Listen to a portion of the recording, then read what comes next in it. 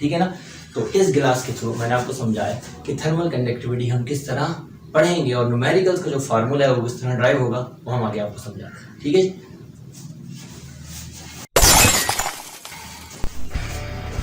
Band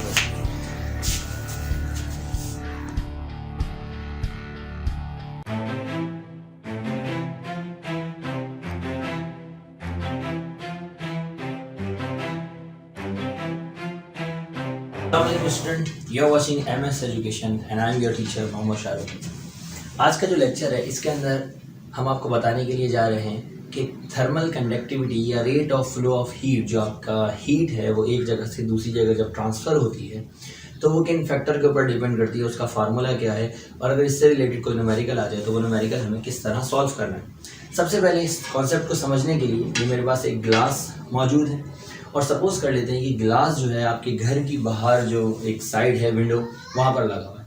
अच्छा, बाहर जब गर्मी होती है तो आपने देखा है कि बाहर की जो गर्मी है अगर आपने शीशे दरवाजे सब बंद भी कर रखे हैं तो अंदर ट्रांसफ़र होती है और टेम्परेचर को मेंटेन करती है। फॉर एग्जांपल, अगर बाहर जो है लेट्स सपोज बहुत ज़्यादा गर्मी है और अंदर आपने AC खोला हुआ है तो जब आप AC को बंद करते हैं तो थोड़ी देर के बाद आपका टेम्परेचर बाहर के टेम्परेचर के बराबर हो जाता है। इसकी वजह क्या होती है, इसकी वजह समझने के लिए आज हम पढ़ेंगे topic rate of transfer of heat. तो ये जो मेरे पास ग्लास है, सपोज कर लेते हैं कि ये ग्लास जो है आपका मौजूद है आपकी मेन विंडो यानी कि बाहर से जो कनेक्टेड है उस विंडो के साथ। ये इन्वायरमेंट आपका इनसाइड इन्वायरमेंट है और ये इन्वायरमेंट आपका आउटसाइड इन्वायरमेंट है। तो जो आउटसाइड इन्वायरमेंट है वहाँ से हीट जो है आके इस वाले फेस के ऊपर गिलास के पड़ेगी और यहाँ से ये हीट फ्लो करके यहाँ पहुँचेगी। तो यहाँ जो फ्लो करना है इसके जो मॉलिक्यूल्स हैं पार्टिकल्स वो करते हैं मोशन वाइब्रेटरी, तो ये वाइब्रेटरी मोशन के थ्रू हीट को ट्रांसफ़र करेंगे इस साइड पे। तो अगर इसकी थिकनेस, जैसा कि आप देख सकते हैं इसकी थिकनेस जो है अगर ये बहुत ज़्यादा होगी तो रेट ऑफ फ्लो में रुकावट पैदा होगी, बहुत देर से हीट ट्रांसफ़र होगी यहाँ तक पहुँचेगी। और अगर थिकनेस बहुत मामूली होगी तो हीट फ़ौरन से ट्रांसफ़र होकर दूसरी तरफ आ जाएगी। तो इसका मतलब ये हो गया कि इसकी थिकनेस कितनी है इसके ऊपर डिपेंड करता है आपका रेट ऑफ फ्लो।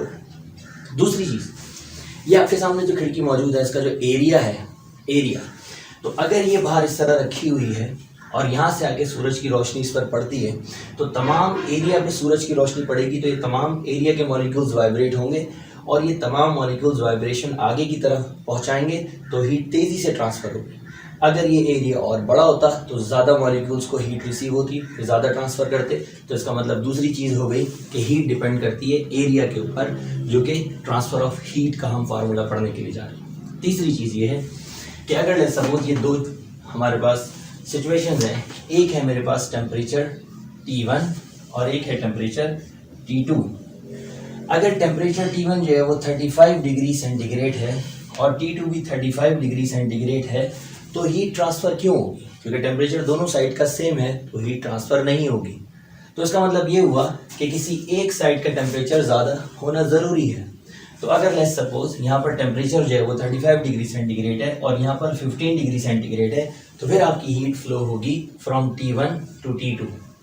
न्यूमेरिकल जो हम सॉल्व करने के लिए जा रहे हैं उसके अंदर हमें हाई टेम्परेचर हमेशा T1 लेना है और लो टेम्परेचर हमेशा हमने T2 लेना है। तो इसका मतलब ये हो गया तीसरी चीज़ जिस पे rate of flow of heat depend करती है वो है आपका टेम्परेचर डिफरेंस। अगर टेम्परेचर का डिफरेंस होगा तो हीट फ्लो करेगी। और आखिरी चीज़ है थर्मल कंडक्टिविटी कांस्टेंट। हर मटेरियल की प्रॉपर्टी होती है कि वो कितना हीट को एब्जॉर्ब करती है और कितना तेज़ी से वो ट्रांसफ़र करती है। ये मटेरियल टू मटेरियल वेरी करती है। तो ये कांस्टेंट फैक्टर है जो आपको जितने भी न्यूमेरिकल्स है उसके अंदर गिवन होगा। ठीक है ना। तो इस गिलास के थ्रू मैंने आपको समझाया कि थर्मल कंडक्टिविटी हम किस तरह पढ़ेंगे और न्यूमेरिकल्स का जो फार्मूला है वो किस तरह ड्राइव होगा वो हम आगे आपको समझाते हैं। ठीक है।